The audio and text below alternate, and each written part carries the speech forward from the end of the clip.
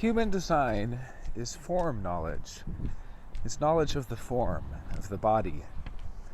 The premise of human design is that our form has its own intelligence, separate from the intelligence of the mind, and that this intelligence is equipped with an infinitely greater decision-making capacity.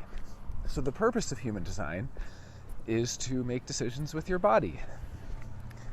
It's the idea that the form itself can guide you to make the correct decisions for you in life. The mind has its place. The mind is an outer authority.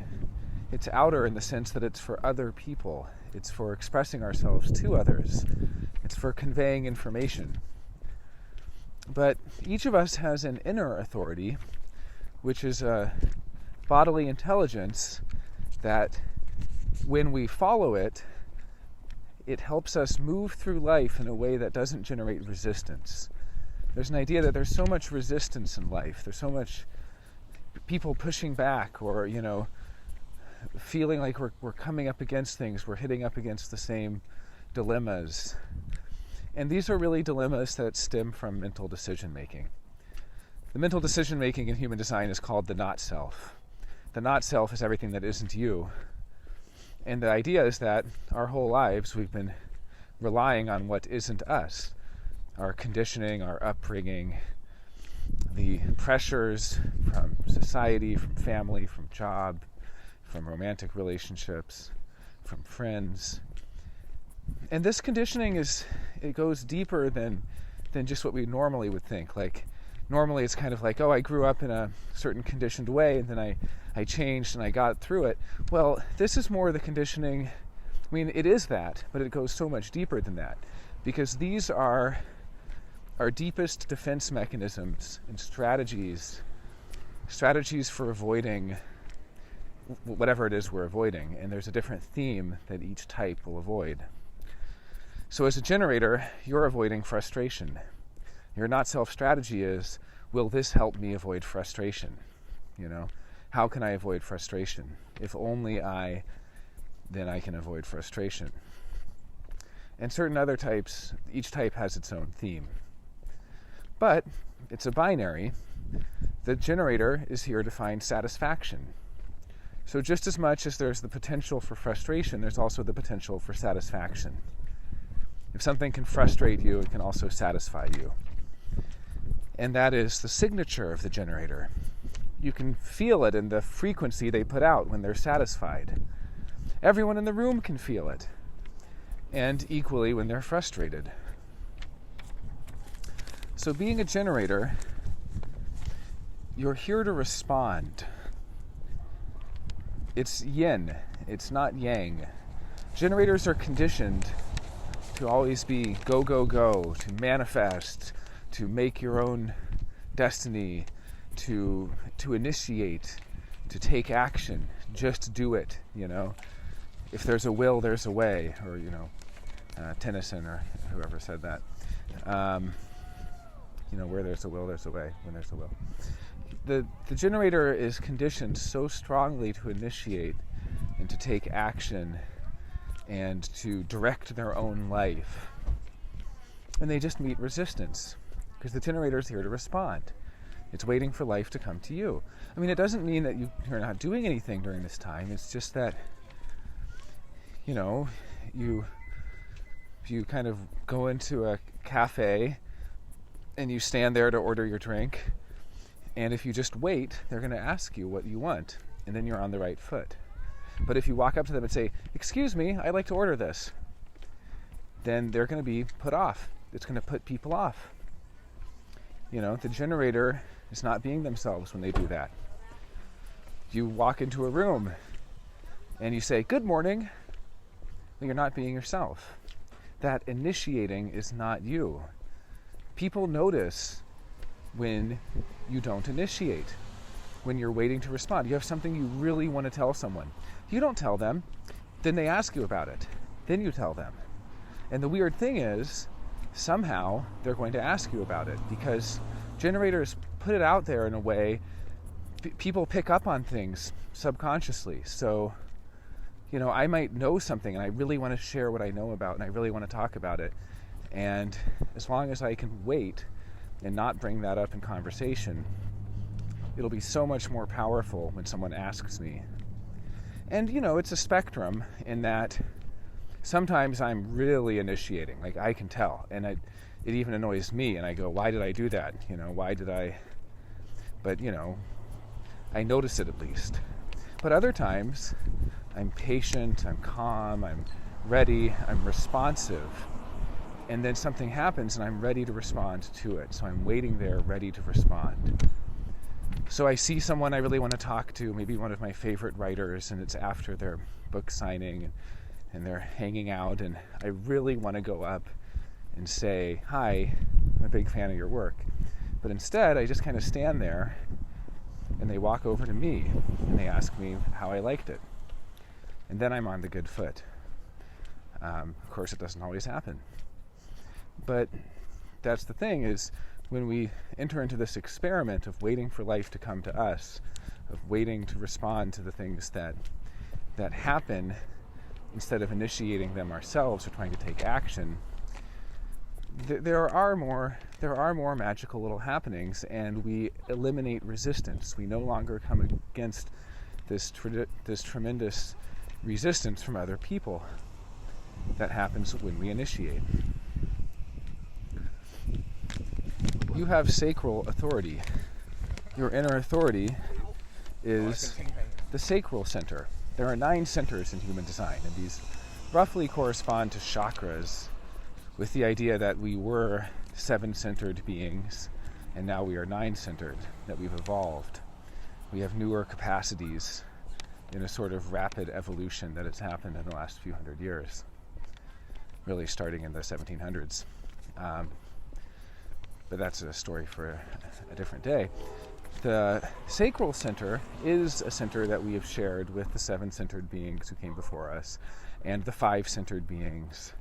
And in fact, it probably goes all the way back to being one of the foundational centers of all animals, because the Sacral Center is the life force. It's a very primal life force. And it does not communicate in words. The Sacral Center communicates in sounds. And the sounds it makes are and and it communicates through the tone of voice. Do you want to go to the movie? Yeah. Do you want to go to the movie? Yeah. Well, that second one is fake, right? I mean, yeah, of course I do. That's crap, The sacral is also like sighs. It's all the little sounds we make, sighs and hms. That's the sacral not being sure about something. But it really responds to yes or no questions, yes or no opportunities. So someone asks you a yes or no. It's so different if someone says, do you want to go to the movie or not? It's really hard to answer that because it has the or not. The sacral is confused. Do you want to go or not? But do you want to go to the movie? You want to go to the movie? This is the truth of the sacral. It's the You can imagine 2 little kids playing, and the one takes the toy out of the other's hand and the other takes it back, and they're going That's what the sacral does. It's this primal life force. It's really the only generator of the life force of the world, perhaps, which is why we're called generators. I mean, it's a generator's world. The people who carry the generative life force, 70% of people have this. We can take it for granted that not everybody has consistent access to this. Because when you have that sacral center defined in your chart, which makes you a generator automatically, when you're a generator, you have a lot of energy. You might not feel that way. Generators feel broken down and exhausted and tired and so on, but you actually have the potential for a tremendous amount of energy, like waking up in the morning with a full tank of gas. And it's actually the fact that you have to use that energy over the course of that day and not have that energy frustrated. You have to be around things that vitalize you and that use that energy so you can actually work really hard, and by the end of the day, you're exhausted in a good way. You're like good exhausted. And that good exhaustion means you're going to sleep really, really well. That's how it works. When the generator's stuck in a frustrating job, frustrating relationships, frustrating friendships, frustrating living situations, all these things, totally drains that generator. Then they end up frustrated. They don't get to use that energy correctly. They don't sleep very well. But, a friend of mine asks, do you want to help me move? And I go, uh-huh. And I'm actually really satisfied with the job well done of helping that friend move. I'm going to sleep like a baby that night, So it's really important. It's finding things that are satisfying, not frustrating. Because the things that you're going to respond to, the things you'll go uh-huh to, are things that will energize you. So even though you're spending that energy, you're feeling vitalized, you're feeling alive, and you're feeling satisfied. That is the signature of the generator, that deep, rich satisfaction. And when that doesn't happen, you're going to feel frustration. Your profile is the 1-3. Profile is a concept in human design that relates to the particular lines of the hexagrams you were born into. So in the I Ching, there are 64 hexagrams, and each hexagram has 6 lines, and they count up from the bottom. In fact, you can look at a hexagram and you can kind of think of it like a house, and the first line is the foundation of that house. So being a 1-3, you're consciously a first line. Then you're unconsciously the third line, which could be thought of kind of like the staircase from the first to the second floor of the house. And the reason this metaphor is nice is that as you're learning the 6 lines, it can help you think about some of the qualities of those lines. That the first line, being a foundational line, is all about safety and security and finding something solid that it can really build on, that it can trust. Being a first line, if someone lies to you even once, you can't fully trust them after that. It's very difficult for first line children who've been lied to or betrayed by their parents. They have a very hard time getting over that, for instance, even if it was when they were little kids. The first line is looking for what's trustworthy, and it's going to do this through introspection. It's a very introspective line. It's about learning as a way of dispelling fear. The first line is a natural teacher, and it's a natural student. It's the student who becomes the teacher. It's this trajectory from the apprentice to the master.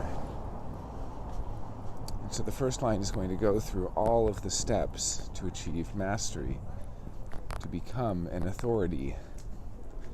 The first line is an authoritarian. In fact, it influences others through its authority. So it's almost powerless to influence anyone else in areas where it's not an authority. In an area where you're an authority, you can have a tremendous impact on others.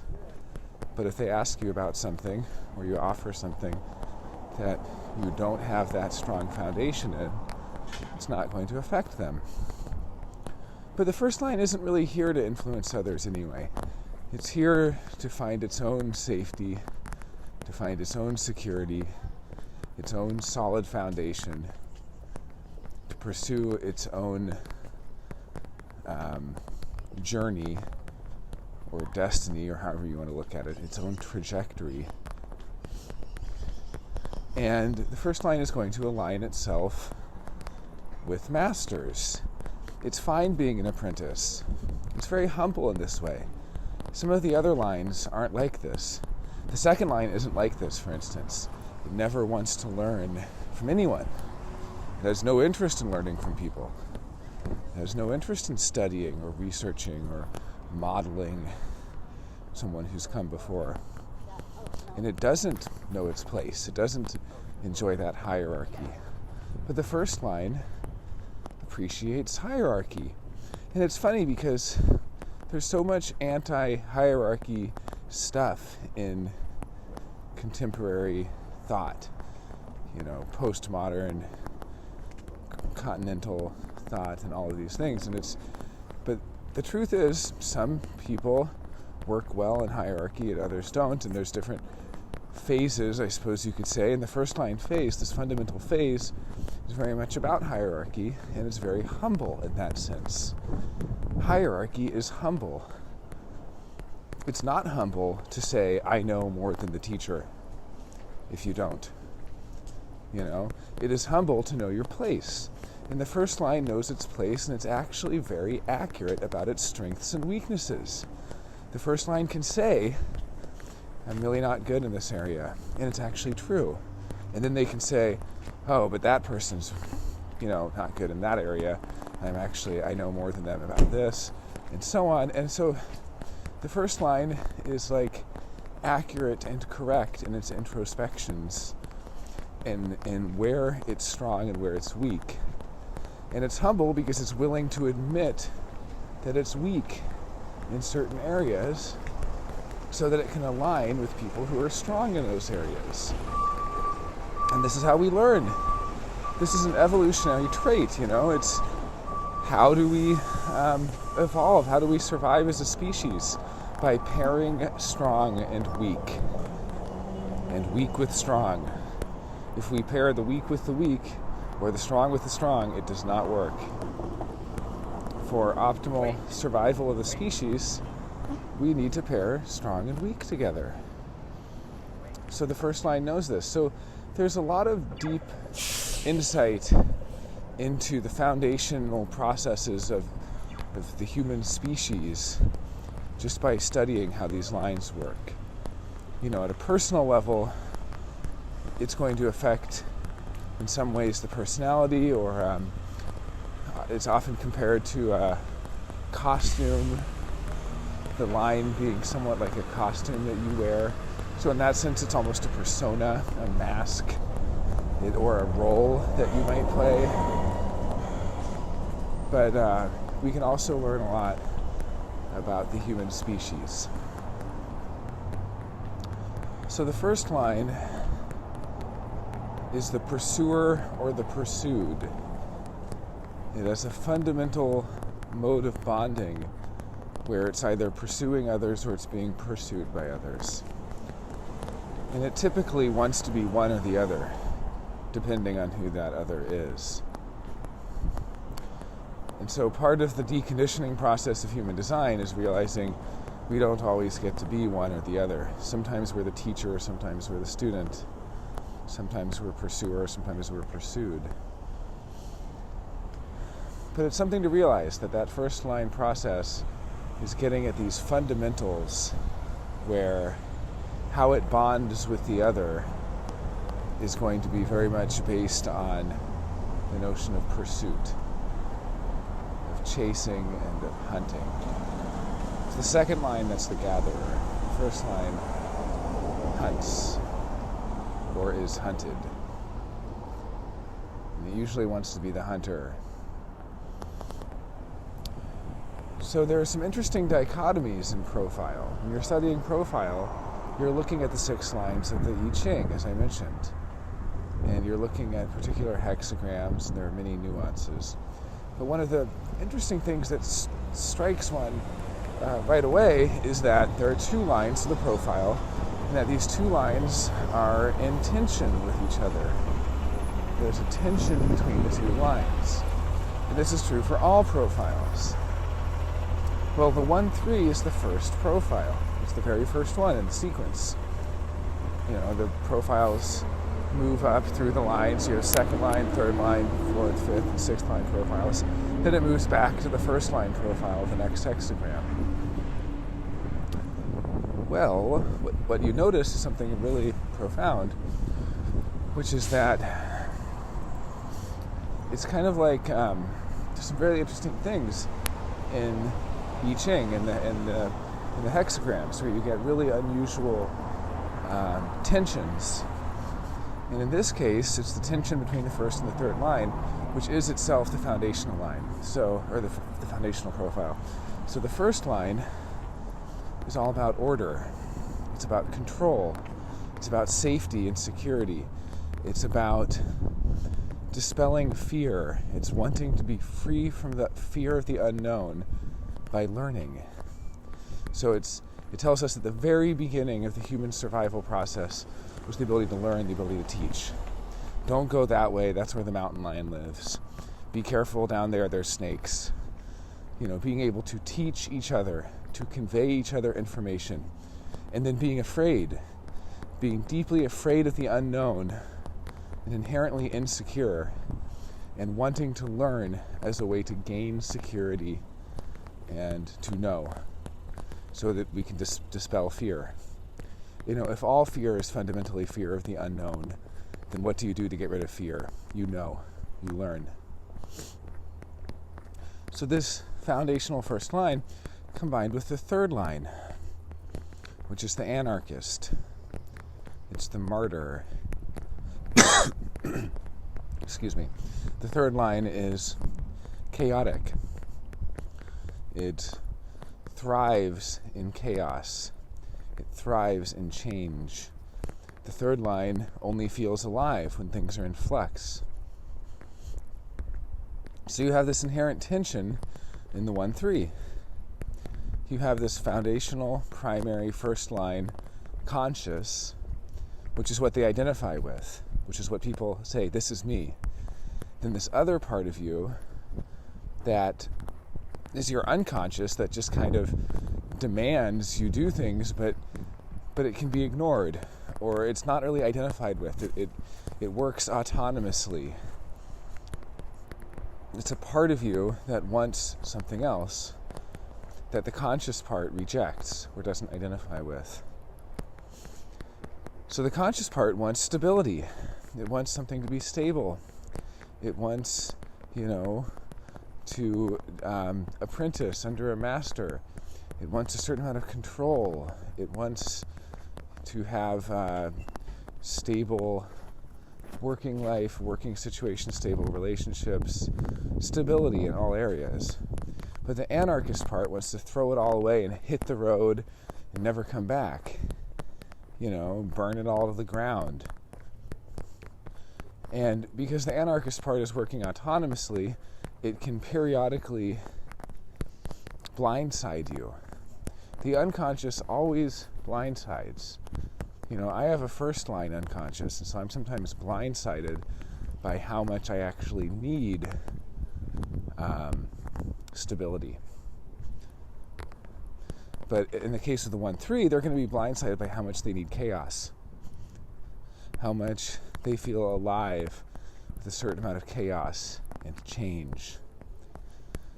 And so the 1-3 is going to essentially be stuck between their conscious identification with control and order and sequence and their unconscious need for a certain amount of chaos. The third line is really a mutative line. It's about change. It's about mutation, transformation. It's evolutionary. And so the third line, it's about tearing things down as a precursor for the new. So what the third line does is they basically test things out and try things out, and they see what works and what doesn't. And in doing this, they're going to make a lot of mistakes. Just what we identify as mistakes. Just doing the wrong things, using things not the way they're intended. But what happens is all of these mistakes serve a purpose, and their purpose is that you then find out what doesn't work. And it sounds like finding out what doesn't work, isn't great, but it actually is. The third line's not here to find solutions. The first line might find some solutions in its journey from apprentice to master. It's going to learn all sorts of stuff. The third line is just about finding what doesn't work. So they're the ones who everyone's trying out a new pharmaceutical drug, and it's the third line that finds all the side effects. They're the quality assurance engineers who find new ways to break things that the engineers and the designers couldn't ever imagine. So the third line is going to be in this kind of way of doing trial and error. It's a trial and error process. Does this work? No. Does this work? No. Does this work? No. They're going to be trying out all these different things. It's very scientific. The third line works kind of like a scientist. It's actually, it is about the form a lot. The third line is one of the most connected to the form, and it's very resilient. It's connected really to it's seeing for yourself and not being influenced by others, not being swayed. It's very individual. So being a 1-3, we call this profile the Investigative Martyr. The first line's the investigator. The third line's the martyr. It's the martyr because if you're at a job and there's something wrong, you'll be the one to raise the alarms. You'll be the one to fall on the sword to say, this is a problem here. So the third line martyrs themselves. Now, being unconscious, you might not always be aware of when you're martyring yourself, of when you're falling on the sword for something. But it's really here to raise the alarm. So my advice for the first line is to always look to where you're an expert and realize that in those areas of expertise is where you have the greatest influence. And then to be loose with how you engage with others. Because, for instance, you're meant to be an authoritarian in how you influence the other. But you're not meant to be an authoritarian in how you're influenced. You express through authority. And that's also through the collective other. You're an authority to strangers. You're not supposed to be an authoritarian to your friends, to your family, to your loved ones. Right? So there's different aspects to it. The third line, I always say, just tell people about your mistakes. The third line's going for a run, and they go smack into a wall. They pick themselves up and climb over the wall and keep going because they're resilient. Then they don't tell anyone. The next day, one of their friends goes in the same run and smacks into the same wall. Maybe their friend is not a third line, so they're far more injured. Because people who carry the third line have a sort of resistance to injury. Well, that third line should have told them. So tell people the mistakes you make. They're your discoveries. You're discovering what doesn't work. You're discovering what not to do. This is valuable information. Now, if they're a third line, they're still going to do it. Because third lines have to see for themselves. But at least you can tell people. It's going to help some people out there for sure. The third line can be very pessimistic. And it's meant to internalize this pessimism as a sort of power, because pessimism is ultimately saying, someone says, oh, it's going to work great the first time. The third line thinks, nothing ever works great the first time. Someone else says, it's going to go smoothly with no hiccups. The third line thinks to themselves, nothing ever has no hiccups. So this pessimism is actually a very healthy way of internalizing information. But it's meant to be internalized. When it's externalized, when it's put out there into the world, things are all confused. And so what you find with profile is that we have these roles that we play in the ways we influence others and are influenced by them. We externalize to others, and we internalize information that they give us. And what you'll find is everything works great when we kind of follow the way these are supposed to work. But it doesn't work when we switch them up. we start externalizing the wrong thing, and we start internalizing the wrong thing.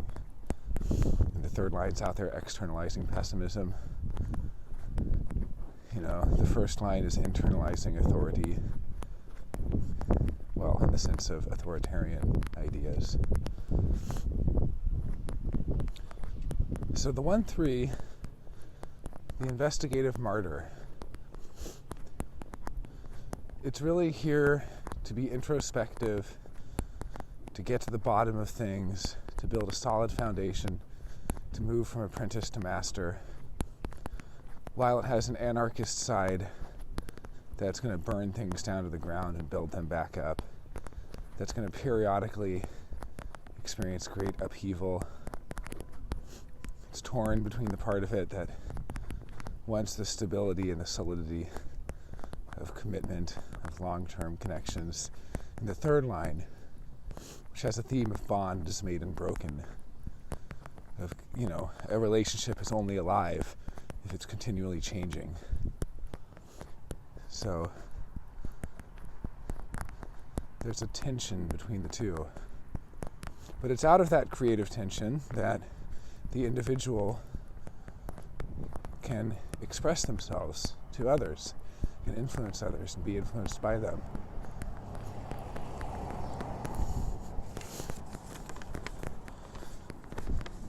So as a generator, you have sacral authority. You have the Sacral Center defined. But you also have 3 other centers defined. And then you have 5 centers undefined. So what definition in the chart means, these are the parts of you that are you. These are the parts of you that work consistently as you. And then the lack of definition is going to be areas where you experience others and you're influenced by others. You take in others. So the defined areas of the chart are what you're putting out to the world, and the undefined areas are what you're taking in.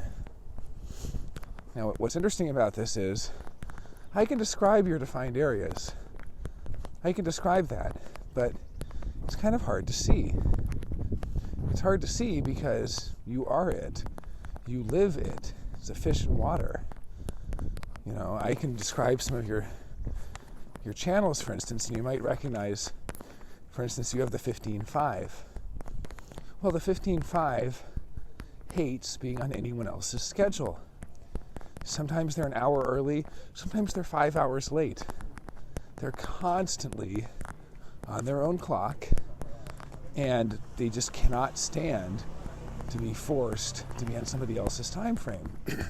And actually, this is correct for them. It's very important for the 5:15 to be in their own rhythm. But again, when I describe this mechanic, you might recognize it, but I bet if I talk to your friends, people in your life, they would recognize it more. So it's interesting. So I'm actually going to talk more about the undefined centers, because these are the areas that you can really recognize and that really speak to dilemmas in the life, and also where we have the greatest growth and the greatest potential for wisdom. Because you can look at your channels that you have, like the 5:15, connecting the sacral to the G center, and you can go, okay, I'm on my own rhythm, great. But that's not the same thing as when we start looking at these undefined centers, as you'll see. So, and you also have the 4629. That's essentially an existential channel that's all about being immersed in the experience of something and experiencing magical synchronicities, coincidences, and good luck that you only experience when you're fully immersed in it and not when you're analyzing it. So you're at the restaurant, and the moment you're comparing, this meal isn't as good as what I had last week, and that's a little better than what I had 2 months ago, you're not going to experience it. Because that 4629 needs you to be fully immersed in the experience to get that benefit. It's all about having experiences where you don't even know what they're about until they're over. And then you can go back and you can extract useful information from them. The 3410, the power to be yourself. The 5710 is about knowing who you are. Strong sense of personal identity, personal direction. Knowing how to behave in different situations. Knowing how to be formal in formal situations or informal in informal situations. Gate 10 is known as treading on the tail of the tiger in Chinese. And so what it's really speaking to is people who have the savvy not to step on the tails of tigers. And that's you. And 34 is the gate of power. Power skills. Knowing how to express power, how to exert power. And in this case, since it's connected to your 10th gate, which is all about being yourself and having your own identity and direction in life, it's really the power to be yourself. 57 is all about intelligence and intuition. So connected to 10, it's about knowing who you are, knowing your direction. Although it is unconscious, so it's funny, when you see something like that unconsciously, you might not be aware that you know who you really are. It's a funny twist. Then you have the 50-27. This is about being responsible. It's the channel of preservation or custodianship. It's about taking care of things, raising kids, taking care of homes, of land, of property. I find these people are always asked to be house sitters. They're very responsible. They take on a lot of responsibility. They're well trusted by people to look after things that are important to them. And then you have the 1858. That 1858 is the channel of judgment. It's the joyous gate 58 with 18, which is all about efficiency and improvement. It's a logic gate. So it's kind of about taking enjoyment and improving things and making them more efficient. And this one can get into trouble if you're not invited, because you have great ideas for how to make things better. But if you're not invited to share those ideas, people can feel hurt, not least of which because they're so true. It's not like you have an idea that the person goes, oh, whatever. When you say, it's okay, but it could be a lot better in this and this and this way, it gets at people. So I can tell this one a lot, actually, because people with 1858 will often just have little nitpicky improvement things. Like, I went to lunch with my friend who has this, and we go to the restaurant, and he immediately says, it smells like a wet dog in here. And then we get his food, and he ordered chicken, and he said, I wish it was cooked a little more. And every little thing is like that. But the thing people don't get is that it actually is able to improve things. The 1858 is very intelligent. The spleen is an intelligence center. It's an awareness center. And the root is a pressure center that gives you energy. So this is a channel that actually takes joy in improving things. It takes joy in making them better. But it can also get really frustrated if, something's on the wrong side of the fridge, or things aren't done right. It wants things to be efficient. It wants to make things better. So the only advice I have for this one is don't offer your improvements unless you're invited. And then finally you have the 360. And this is the individual format. And as an individual format channel, it's going to actually dominate the chart in terms of your overall frequency of being an individual. And individual frequency is all about personal empowerment. It's different from the tribal. It's different from the collective. It's a circuit. So these are basically, this is a circuit board we're looking at. And there are these different kinds of circuits. So the collective circuit is going to be concerned with sharing. The tribal circuit is going to be concerned with support. Well, that individual circuit, what it's really concerned with is empowerment. In fact, it only empowers others as a side effect of its personal empowerment. It's really obligated to keep others from influencing it, because that's the only way that the individual can potentially mutate, which is its purpose, and then bring something new into the world. The collective doesn't bring anything new. The collective just recycles things. And the tribe's not concerned with the new either. It's concerned with maintaining traditions. And the individual is the most dangerous thing to both the tribe and the collective. You can think of the collective as like Walmart and like corporate stuff. The tribal is like local cultures and local traditions. So the tribe and the collective are already at odds. The tribe is, we're losing our culture to this homogenizing force. And the collective is, logic and experience. So it's all about, we want more experience and we want to make it more efficient and so on. Like, for instance, that 1858 I was talking about where you improve things, that's a collective channel. The 4629 is a collective. There are different kinds of collective. The 1858 is a logical collective channel. So it's all about how do we logically improve something, make it more efficient. The 4629 is an experiential collective channel. So it's all about how do I gain new experiences. And then that 5027 is a tribal channel. It's part of the tribal circuit group, because it's about how do I support people by being responsible, by caretaking, by looking after things. So, but the individual, you have that 360, you have the individual format channel. This is the foundation of all individual circuitry in the whole body graph. And when you have a format channel, it tends to dominate the whole chart and dominate the frequency you put out.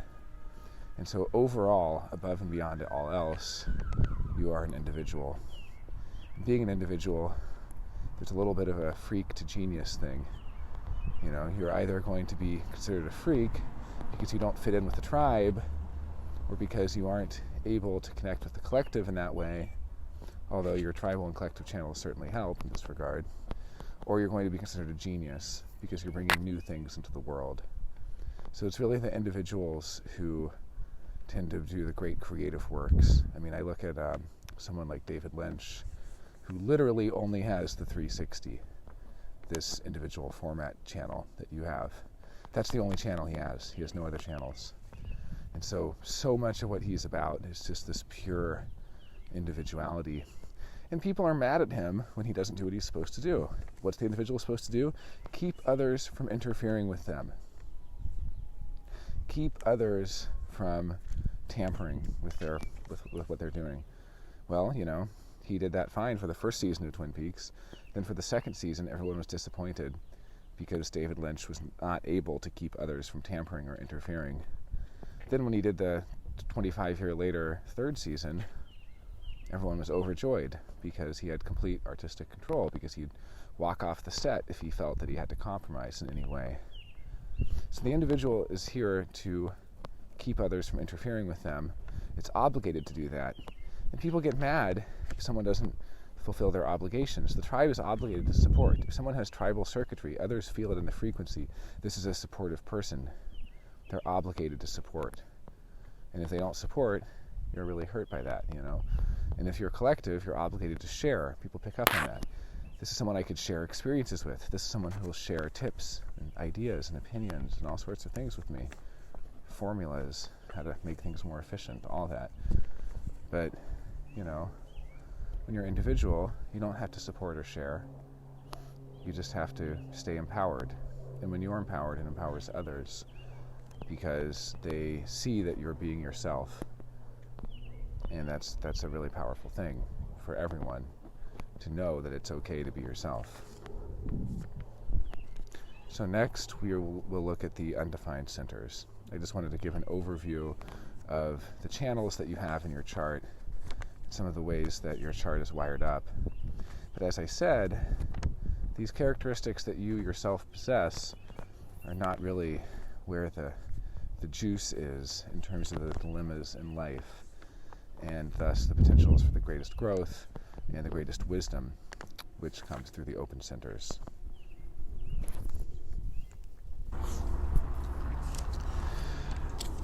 The not self, it's really where we find our dilemmas in life. It's where we find suffering. It's where we run into trouble. And yet it's also the potential for the greatest wisdom. The not self is in the undefined centers. So if you're looking at your body graph, you see that you have the G center, the diamond in the center, the yellow diamond, defined. And you have the sacral, the red square below it, defined. And you have the spleen, the triangle on the left is defined, and the root, the square at the bottom, is defined. Well, this is really what you are, what you can trust, what's consistent in you. And there's so much depth to that as you experiment with strategy and authority, you get to really live out what you are. But that's not where we go to school. We learn in this life in the undefined centers. You see the solar plexus, the white triangle on the right, and the heart, also called the ego, the triangle above it. The throat, the square above that. And then the ajna, the head, the triangles at the top. And so for you, the solar plexus, the heart, the throat, the ajna, and the head are going to be where you have the greatest potential to take in others, to be receptive from them, and to learn about them, and to learn so much about what these things are in life. The solar plexus is the emotions. It's pleasure and pain. It's happiness and sadness. It's excitement and boredom. And you can really learn about these things. What is pleasurable? What is exciting? And the heart has to do with willpower, with loyalty, with trust, with bargaining. You can learn so much about these things. The throat, conveying information, but also getting attention. How do you hold someone's attention? The ajna is your perspective on the world and your awareness, your opinions, your ideas, what you're certain of or uncertain of. And the head is the pressure to dispel confusion, the pressure to doubt something until you can be sure of it, the pressure to think about things, the pressure to know. And so each of these open centers for you, they're going to be deeply receptive to the other. And when we're following our strategy and authority, we let the other come to us. That solar plexus, you're going to be letting others bring you pleasure instead of trying to offer them the opportunities for pleasure or excitement. With the open throat, you're going to be letting others take your attention instead of trying to get theirs. With the open ego, others will try to prove themselves to you, and you won't try to prove yourself to them, and so on. And you can really know through these centers. Through the open heart, you can know who's trustworthy and who isn't. Through the open head, you can know who's inspiring and who isn't. Through the solar plexus, who has emotional clarity, who's emotionally repressed, or who's acting impulsively or reactively because of an emotional state they're in. So each of these centers has this great potential for wisdom, but that potential emerges as we decondition. And the conditioning is the deepest here of anywhere. This is where we are conditioned in life. This is where we act out of our mental decision-making and mental strategies. And so I'm going to go through these, and I'll describe to you what these strategies are.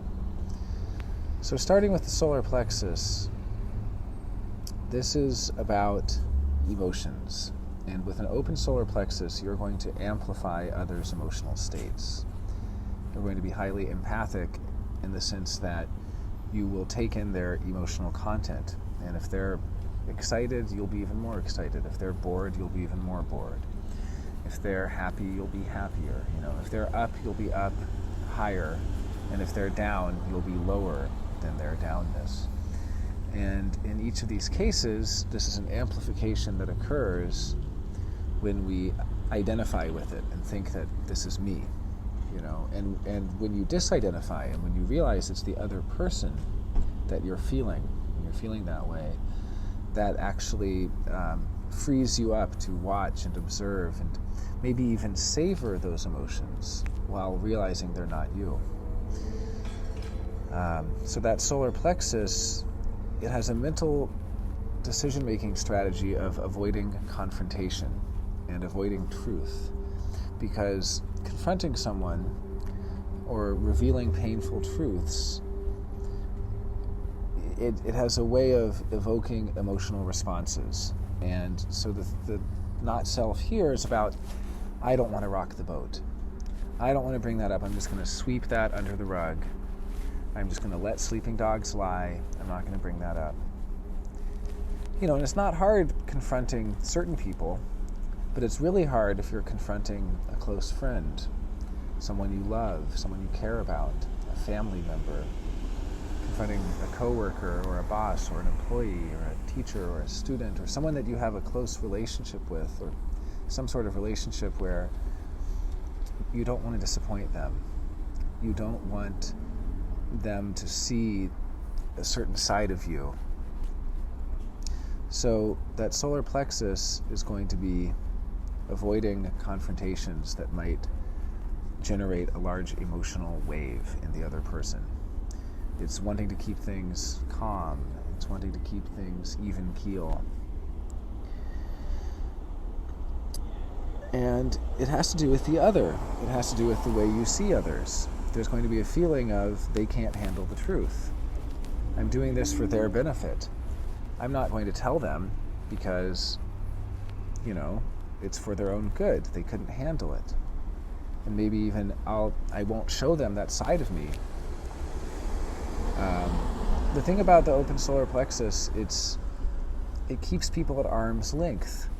It's avoiding intimacy, because true intimacy happens when others can see you and they can take you or leave you exactly as you are, and you're not presenting a certain side of yourself. You're not presenting a created image for them. You're not presenting a manufactured part of yourself. You're presenting yourself. And you'll notice if you look at the body graph that you only have 2 gates pointing at that open solar plexus. The rest of the channels are completely open. So when we have completely open channels like this, there's a theme of denial and a theme of blame. And in this case, it's going to be, I don't have a problem with intimacy. Everyone else has a problem with intimacy. I don't have a problem confronting the truth. It's others who can't handle the truth. Gate 36 has to do with sexual hang-ups and sexual proclivities and a fear of, inadequacy in certain ways. Well, with that complete channel open, I don't have a fear of being inadequate. It's other people who are afraid of that. I don't have hang-ups. Others have hang-ups. That 22 is going to be a fear of silent treatment. If you say the wrong thing, a fear of nobody paying attention to you. The 22 is the gate of listening. And so with that channel open, I'm not afraid of silent treatment. I'll say anything I want to. It's other people that are censoring themselves. Other people are being careful of what they say to me. The 37 and the 40 has to do with tradition and the tribal bond and the tribal bargain. This is a fear of tradition. It's a fear of being too traditional, but it's also a fear of standing up to tradition, not wanting to offend somebody by going against their tradition, not wanting to rock the boat, so just accepting their tradition and going along with it. And again, because the whole channel is open, I'm not afraid of tradition. It's other people who are afraid to stand up to tradition. The 6 and the 59 is probably the most associated with intimacy. Similarly, I'm not afraid of intimacy. Other people don't let me get close to them. I'm not afraid to show you who I really am, but you're afraid to show me who you really are. And this is the denial and the blame of the open channels in the open center. And that 39-55, this can be a fear of emptiness, a fear of losing your spirit, of losing your gusto. But again, it's others who are afraid of that. When that channel is open, that's how it seems, that's how it appears, which of course isn't the case. Now you have gate 19 pointing at your solar plexus, and you have 41 pointing at the solar plexus from the root. And so with 49, these are going to be feelings that you're missing something. And so in this case, it might be, the 49 is very jealous. It's very possessive. And so you might be feeling like you aren't possessive enough, or you're not jealous enough. That there's something that part of you feels like you can't really possess others, or you wouldn't want to possess them because they're not your property. But that's the thing, the 49, it's a tribal channel, and what it's about is when you enter into a committed bond with someone, that you do have them in some way. So it's the gate of having.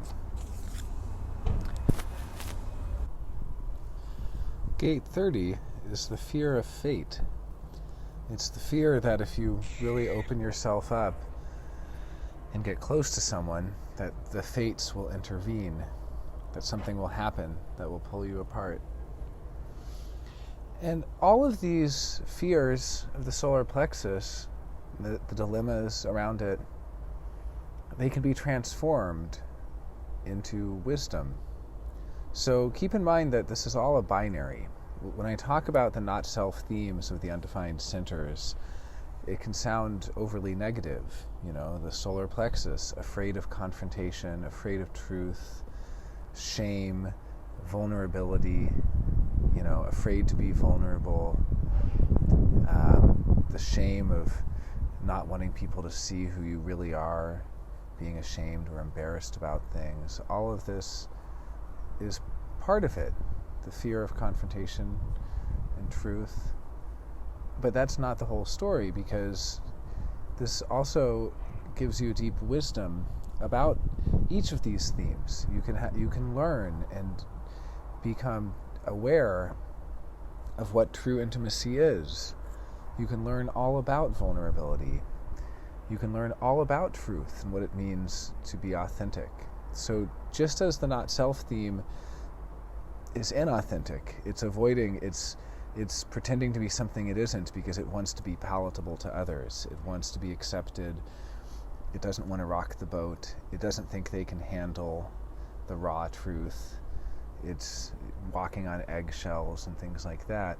Well, there's also the potential for the greatest wisdom about what it is to truly be authentic, to be yourself, to show who you really are with no concern about whether the other can handle that or not.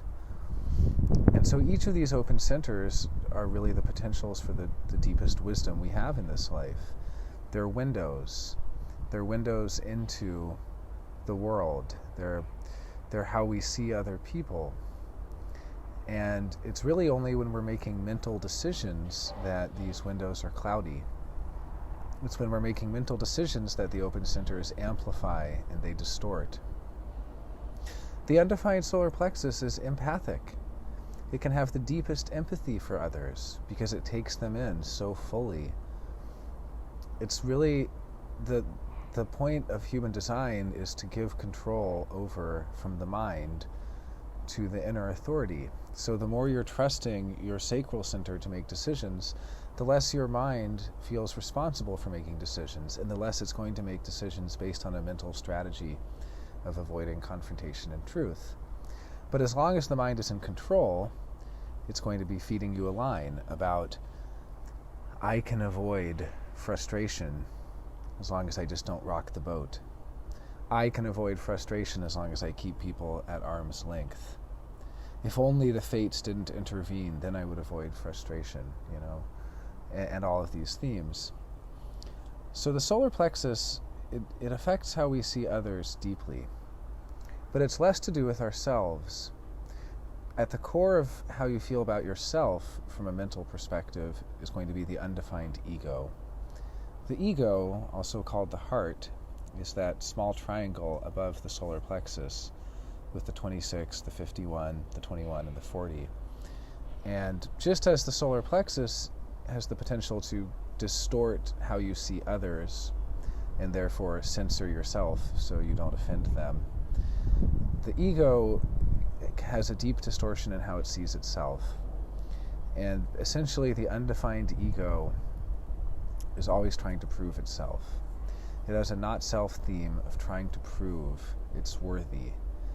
It's seeking validation, approval. It's seeking love. It's seeking respect and admiration. And it's exerting willpower that it doesn't have. Because here's the thing about the undefined ego. You're not supposed to make promises. Every time you make a promise, it's a promise of some willpower that you now owe. That willpower will be exerted. And this is a promise to others, or it's a promise to yourself. It's like New Year's resolutions. I promise myself I will X, Y, Z. And whatever that is, it's essentially promising that in the future you will exert willpower to do something. But with that undefined ego, it has inconsistent access to willpower. And this very much ties into self-esteem in a vicious cycle where I've promised myself I will do this, and then I don't have the willpower to do it, so it hurts my self-esteem. You know, with the undefined ego, there's a real question of self-worth. There's a question of deserving. And it's kind of, it would be funny if it didn't cause so much suffering, if it didn't cause so much pain in the world. All those people out there with the undefined ego, 65% of the world, suffering unnecessarily because they're promising themselves that they'll be better, that they'll improve.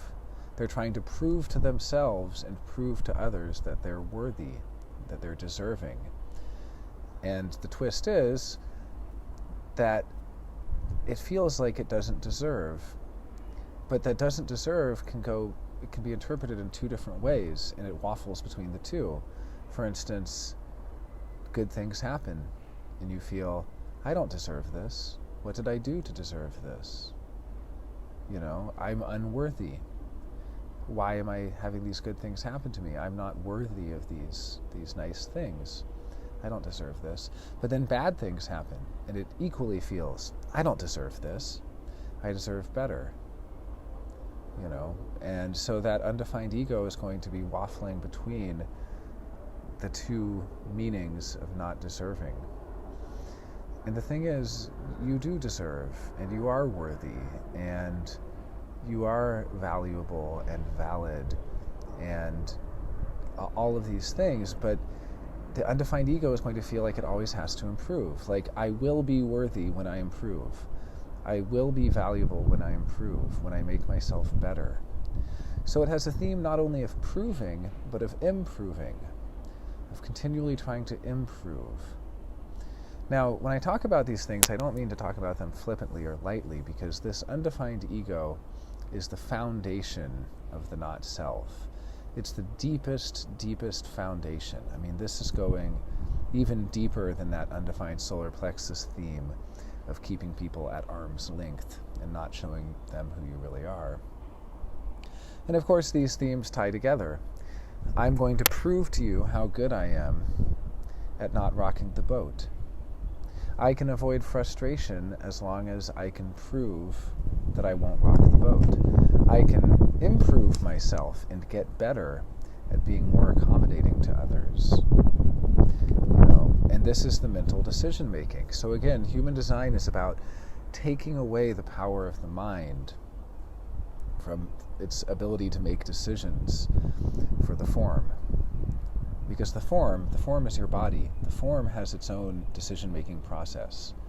Its decision-making process is simple. Its decision-making process accepts or it rejects. Do you want to do this? Do you want to do that? You know, do you want to do that? It's not sure. That decision-making process of the body can answer in one of these ways.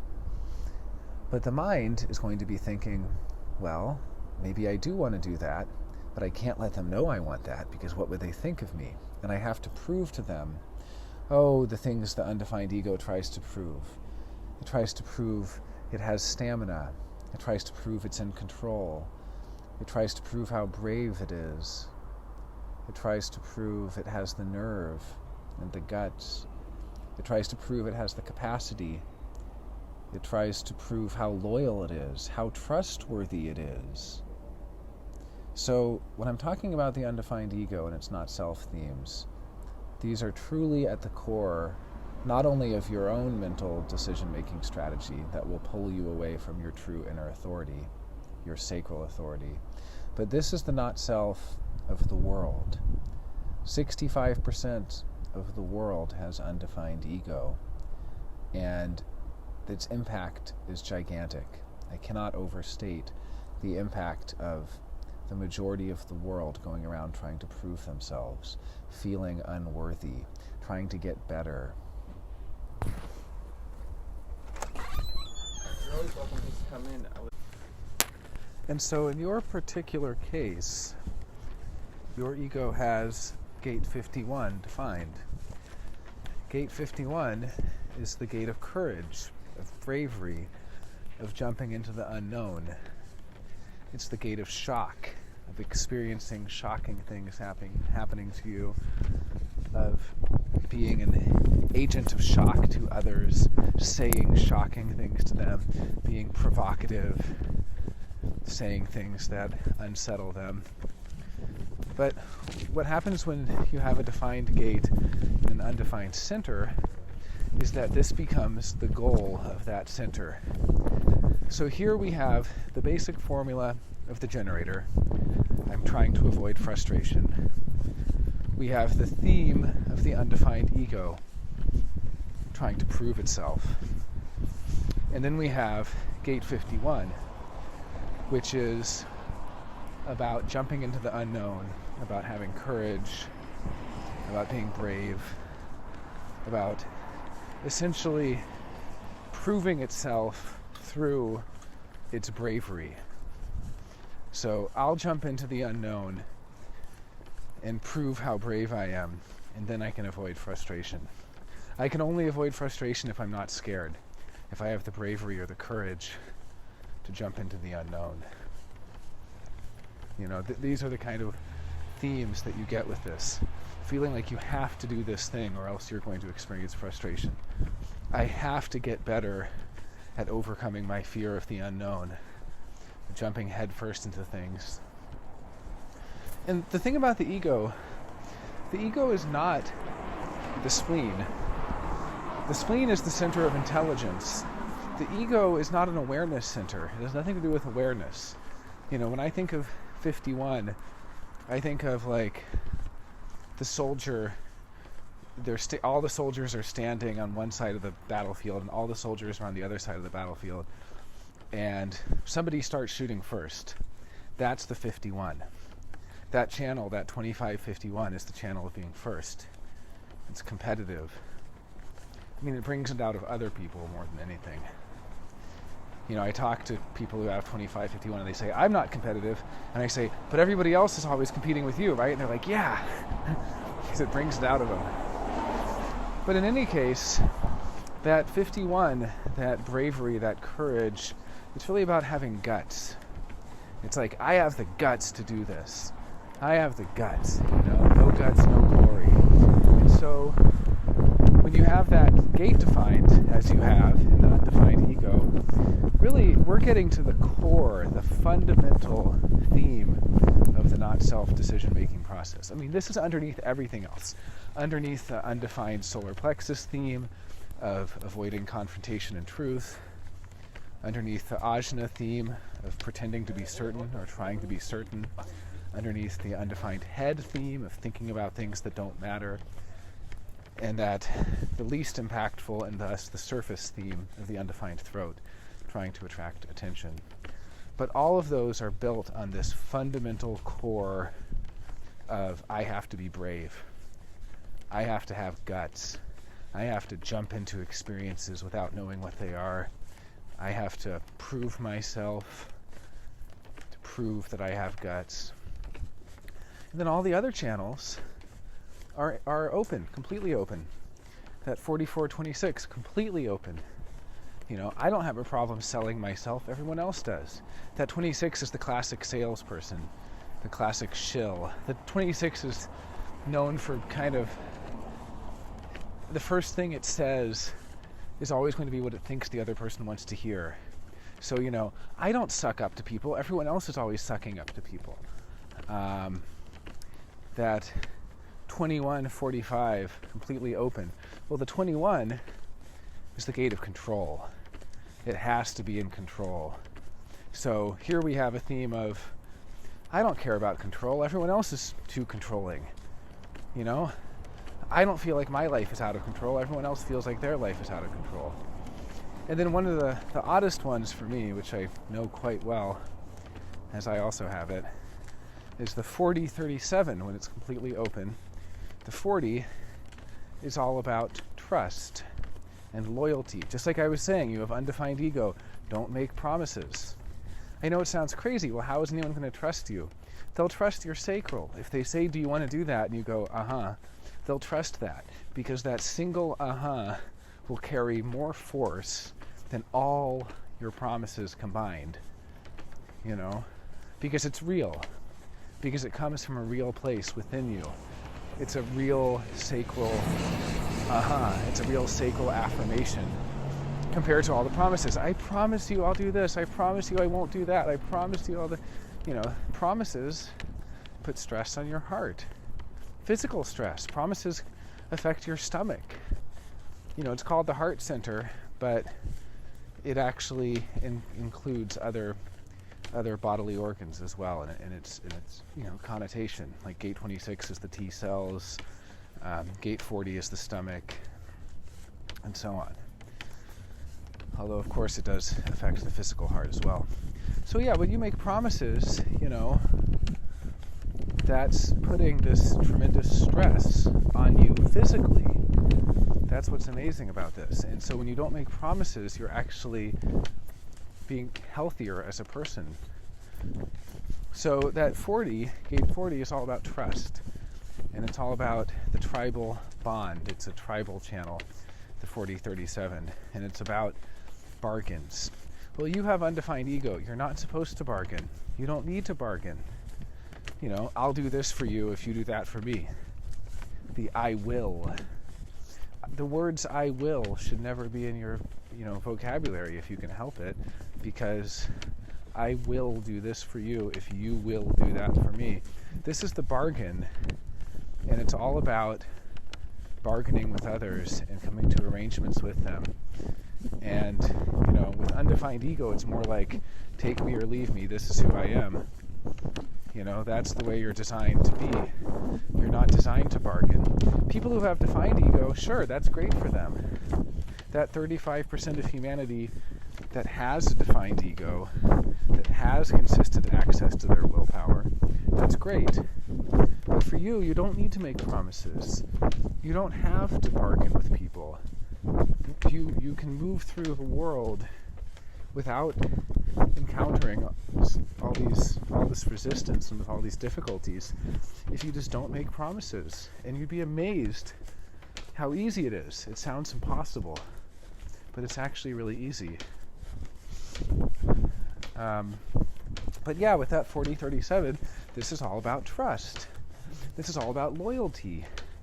If you do this for me, I will do that for you. If you take care of me, I will take care of you. If you support me, I will support you.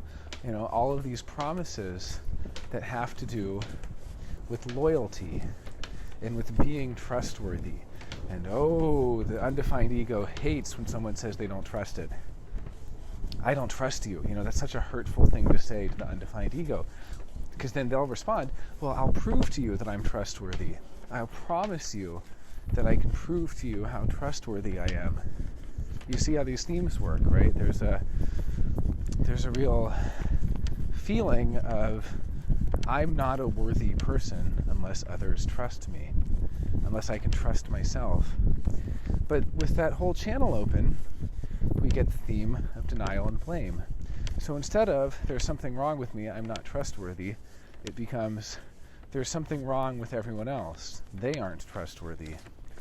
And in a bizarre twist, it can actually go as far as, I don't trust them because they're not trustworthy. And also, I don't have a problem trusting people. It's everyone else who has a problem trusting people. I'm not a distrustful person. They're the distrustful ones. And I can't trust them because they're not trustworthy. But they can trust me. you can see how twisted it is. Simultaneously, I don't have the problem with trusting people. I'm a very trusting person. They're the ones who don't trust me. Simultaneously saying, and they're not trustworthy. You can't trust them. So this is how this undefined ego works with that 4037. I mean, it is a whammy. And this is really getting at core issues, not just for you as an individual, but for humanity, for the human race. I mean, this is like very central to the entire not-self edifice. This is the foundation of the not-self in the world. So you can see how at a high level, we have the undefined ego.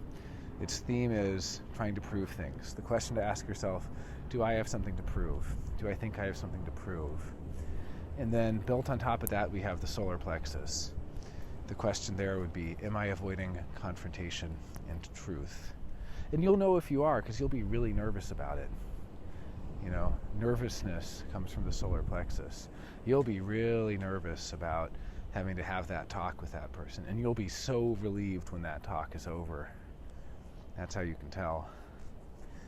Then on top of that, we have the ajna.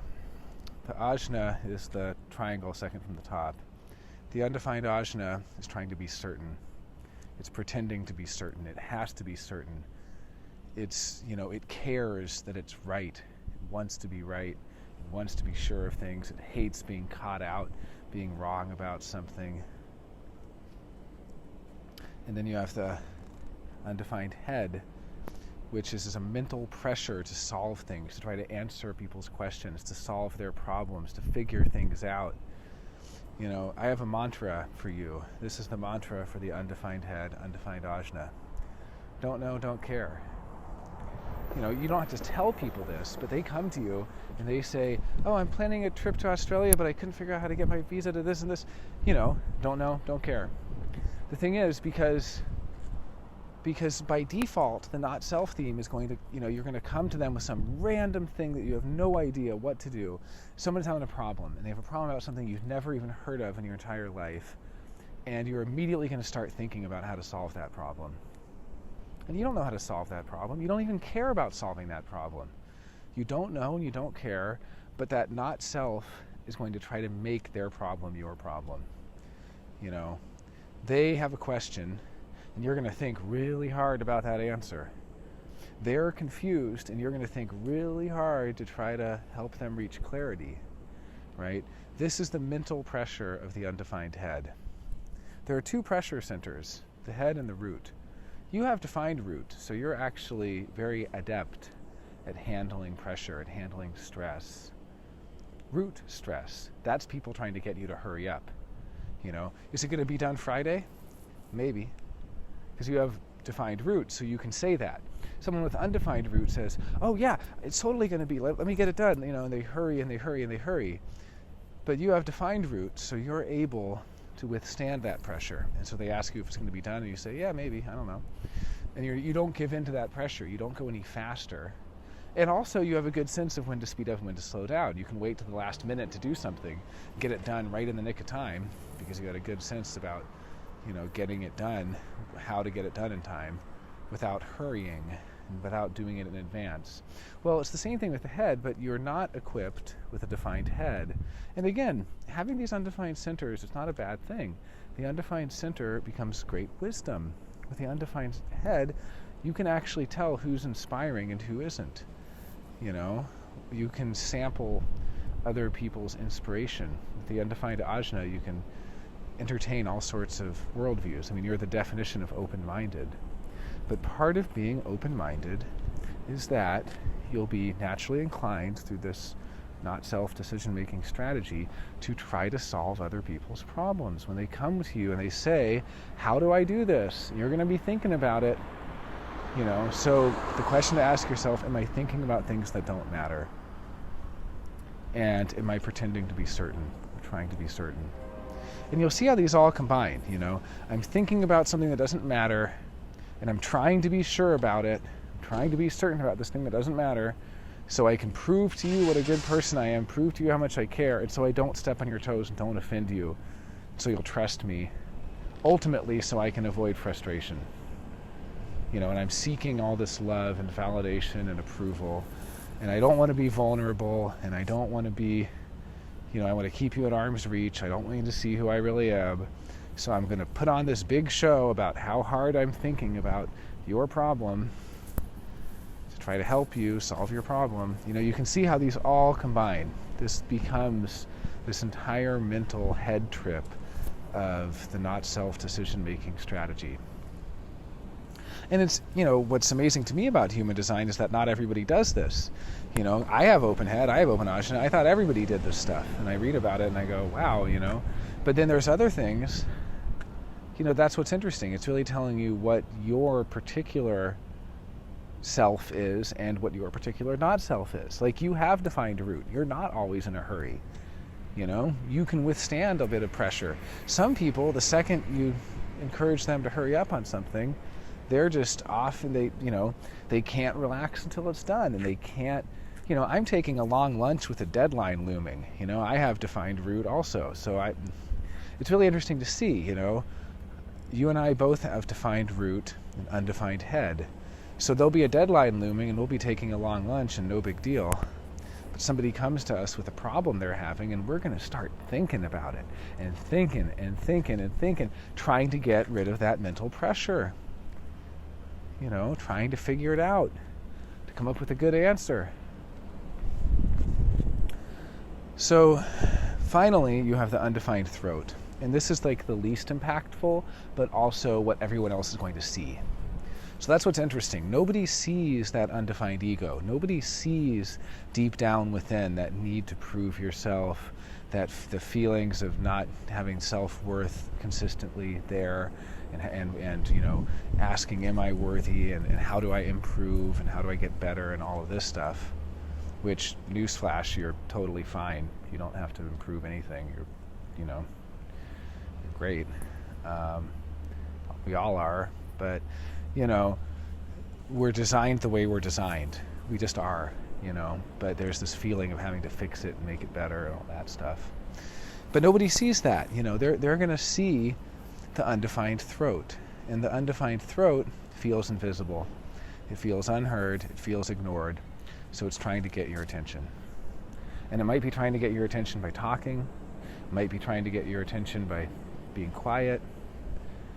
That undefined throat is going to be trying to be captivating, trying to be alluring, trying to attract interest and attract attention. And so you walk into the cafe and you say, hi, I'd like this, and you just tell them what you want to order. Well, instead, just, wait for them to notice you, and then it becomes natural. But, it can also, it's a tricky one. This is like small fry compared to the undefined ego. Because again, trying to attract attention, okay, sure, but that's not, the big problem of the world. Like, okay, yeah, a lot of people are trying to attract attention. You look out in the world out there's a lot of people trying to get your attention. But that doesn't, that's not the core issue. That's just on the surface. That's on the surface. That's just kind of like the outer layer of the onion. I'm trying to get your attention so you'll know how willing I am to solve your problems, to try to think really hard about stuff till I can be sure of it, of what might help you, to prove to you what a good person I am, and so you'll see this image of me and not hold me accountable in a different way, that whole, I'm going to show you this image that I've created for you instead of showing you who I really am, because you couldn't handle me anyway. All that undefined solar plexus stuff. But yeah, so the throat, the throat's either going to be conspicuously quiet, or it's going to talk too much, or it's going to interrupt people. But it doesn't have to. I mean, the undefined throat can actually be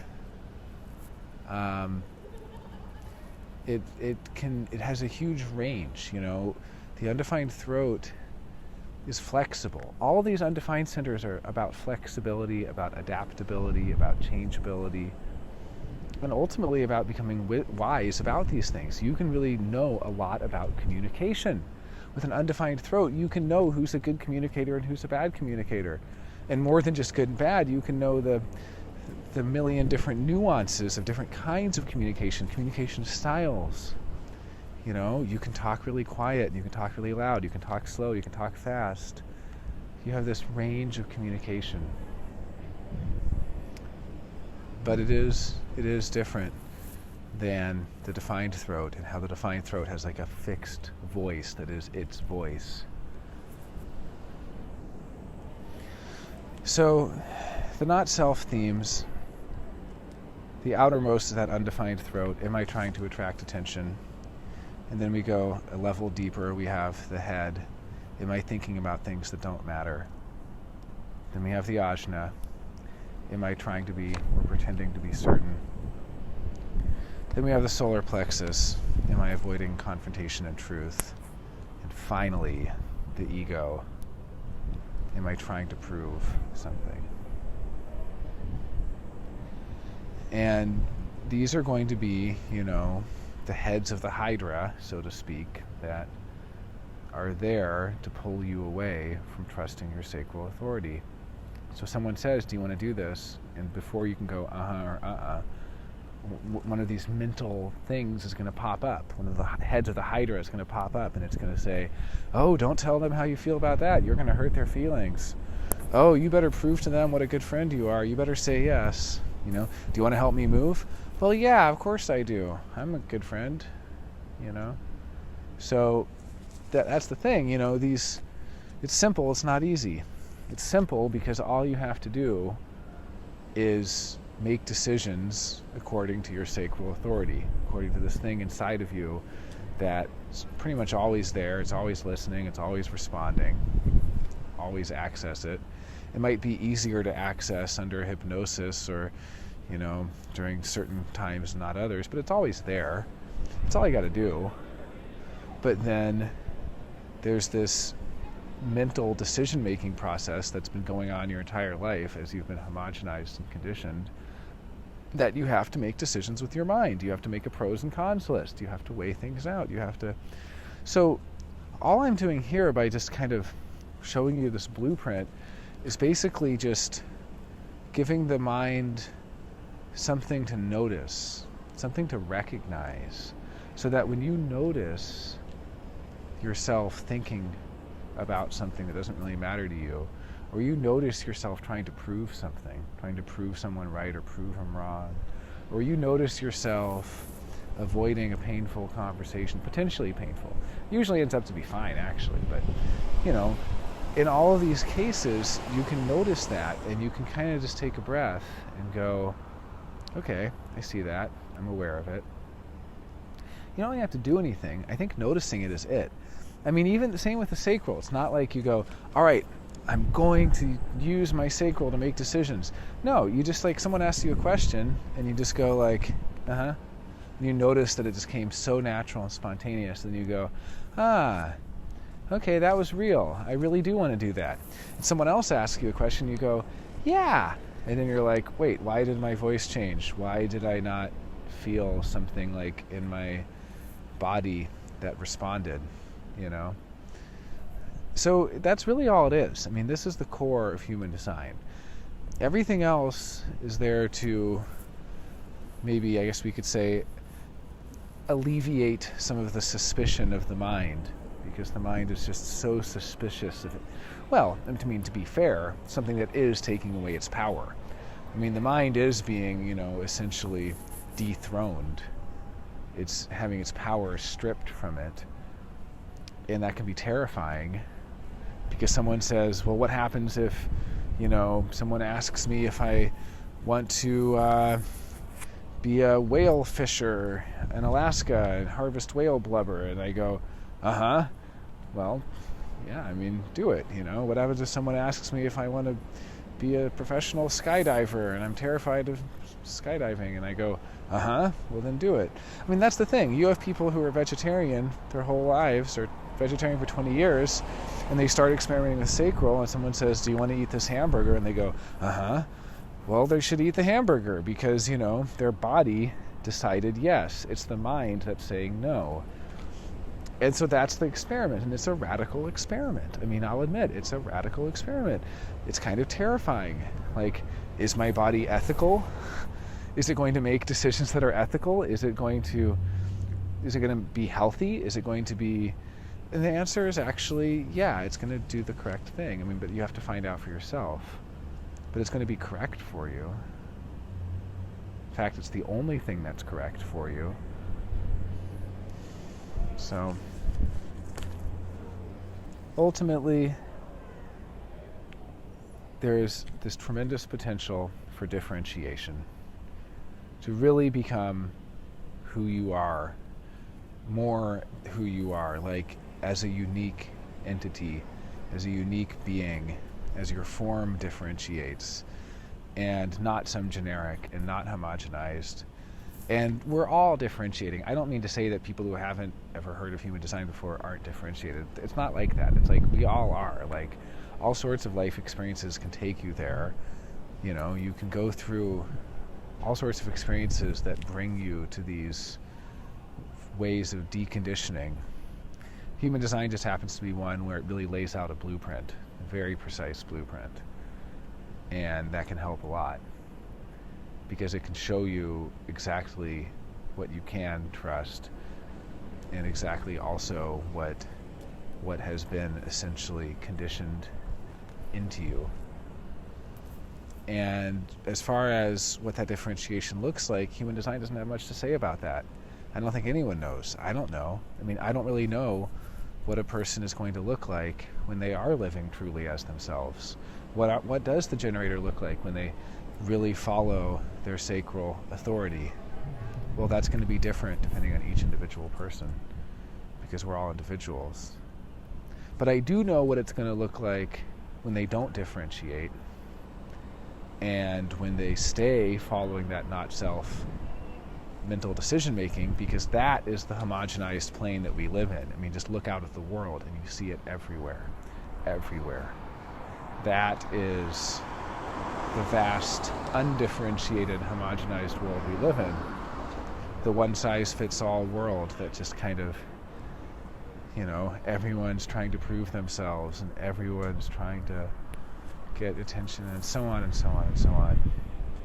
But it doesn't have to be that way, because within each of us, we are all unique forms. We're all unique individuals, and we all have the ability, if we are so empowered, to express that individuality and to cultivate that individuality and to continue differentiating.